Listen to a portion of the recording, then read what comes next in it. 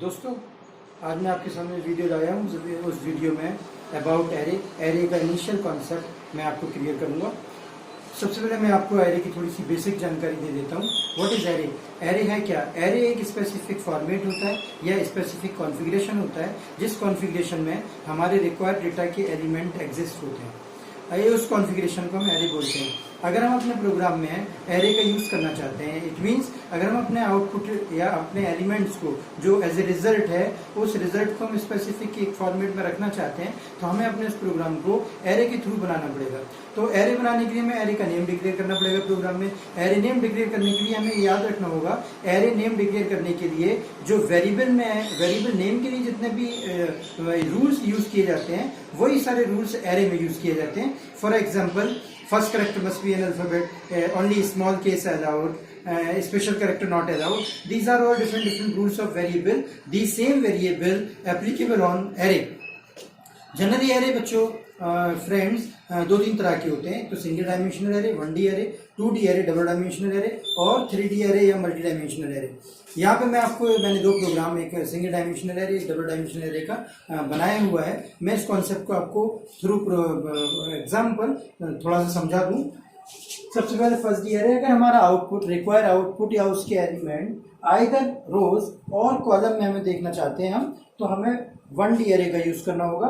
1D array में array का name हमें प्रोग्राम के स्टार्टिंग में डेटा टाइप के साथ डिफाइन करना होगा और इस ब्रेसेस में, इस बड़े ब्रैकेट में हमें उस एरे के सबस्क्रिप्ट डिफाइन करने पड़ेंगे। सबस्क्रिप्ट मीन्स मतलब ये होता है उतने एड्रेस, उतनी लोकेशन जिसमें हमारे डेटा सेव होंगे, रखे जाएंगे।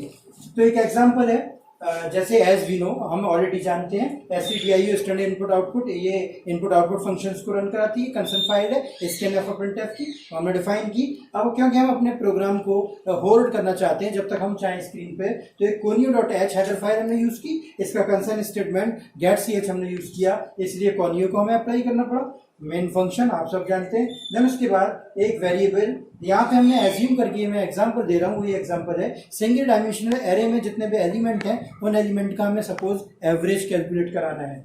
तो इंटीजर एवरेज यानी एक वेरिएबल हमने एवरेज नाम कर लिया, एक वेरिएबल आई नाम कर लिया, एक वेरिएबल हमने एरे के लिए दिया, एरे नेम डिफाइन करने के लिए MAR।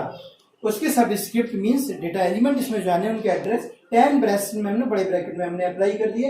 देन एक्स एक वेरिएबल की जरूरत पड़ेगी और एवरेज के लिए क्योंकि टोटल की जरूरत पड़ेगी इसलिए हमने एक वेरिएबल TOT नाम कर दिया।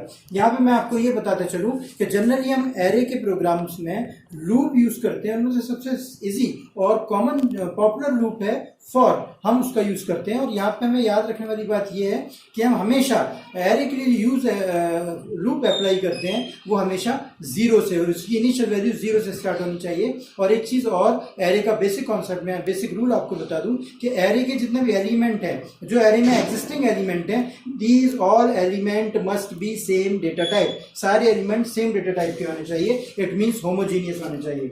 तो हमने क्या किया, वेरिएबल, रिक्वायर्ड वेरिएबल सारे डिफाइन कर दिए, उनका डेटा टाइप डिफाइन कर दिया इंटीजर। फिर हमने एक वेरिएबल लगाया, क्योंकि ये हमारा array single dimensional array 1D array है, इसलिए हमने एक फॉर प्रोग्राम की लगाया, क्योंकि उसी में सारे डेटा हमारे मूव कराने और एग्जिस्ट होने। फॉर i इक्वल्स टू 0, जैसे मैंने बताया 0 से इनिशियलाइज करना चाहिए।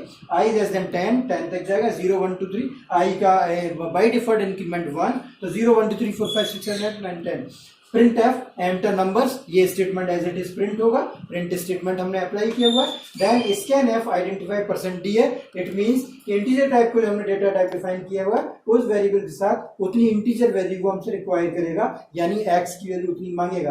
देन अब हम क्या करें, हमने MAR नाम का जो वेरिएबल एरे के लिए यूज किया हुआ है, उस MAR नाम के वेरिएबल में उसके सबस्क्रिप्ट i के साथ, जो कि लूप का वेरिएबल है, उसके साथ हमने x की वैल्यू को यहाँ पे हमने असाइन कर दिया।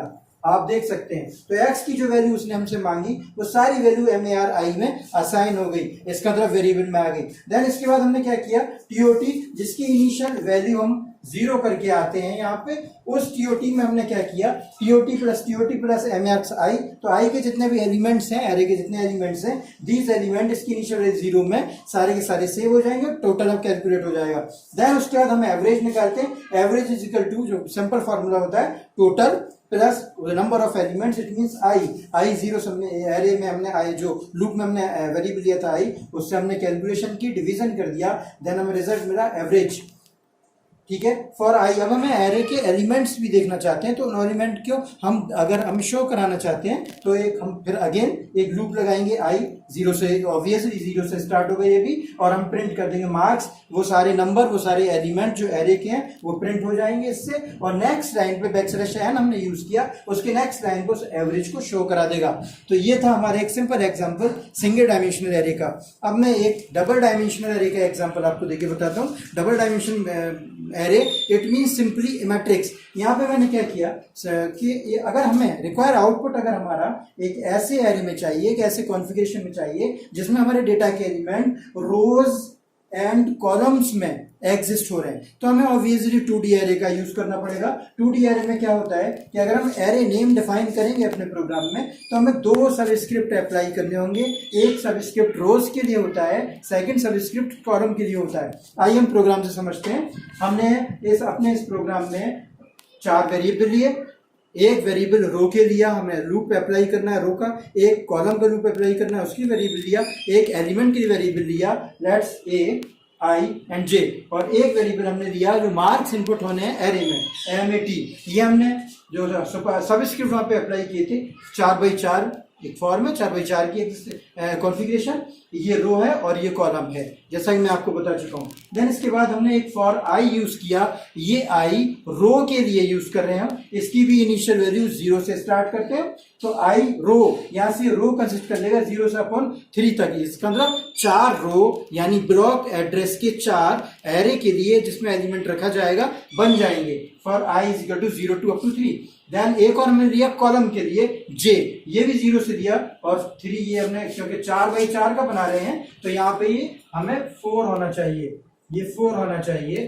तो हमने एक वेरिएबल लिया, दूसरा वेरिएबल हमने कॉलम के लिए लिया जे, 0 से स्टार्ट किया, 4 तक गया वो, देन प्रिंटफ एंटर नंबर, ये स्टेटमेंट ऐसे प्रिंट होगा। नेक्स्ट लाइन पे ए यानी एक वेरिएबल ए के थ्रू सारे के सारे हमसे number as per as I और जे यानी रो और कॉलम के लिए हमसे मांग लेगा, इनपुट करा लेगा, और वो सारे के सारे इंटीजर होंगे क्योंकि टाइप आइडेंटिफाई %d है, ऊपर हम डिक्लेयर करके आए हैं इंटीजर टाइप। देन अब हमें क्या करना होगा, ए की जितनी भी वैल्यू उसने आई और जे के साथ हमसे मांगी थी वो सारी की सारी वैल्यूज यानी अप्रोक्सीमेटली 16 वैल्यूज हम सारी की सारी असाइन हो रही है आई और जे में, यानी 4 आई और जे मैट्रिक्स फॉर्म में, ये हमने असाइन करा दी इस मैट्रिक्स में।